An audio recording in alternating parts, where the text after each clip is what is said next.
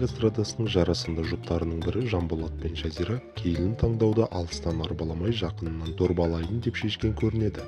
Жұлдызды жанұя өнердегі әріптесі Алтынай Жорабаеваның қызына құда түсуге ниетті болса керек.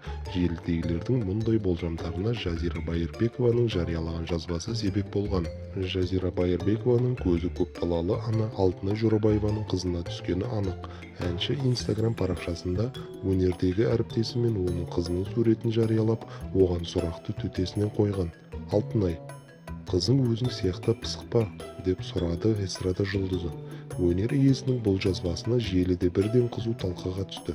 Көпшілік Байырбекованың әрекетіне қатты таңғалып, қос тарап келісімін берсе, тойдың ауылы алыс емес деп болжады. «Жарасымды құдағи болар едіңіздер.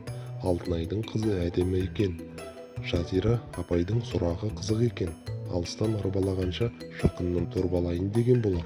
Жарасымды жұп шығар еді. Жанболат пен Жазираның да ұлы сымбатты жігіт қой. Жұлдызды таңдайым. Инстаграммен құда түскелі жатыр-ау.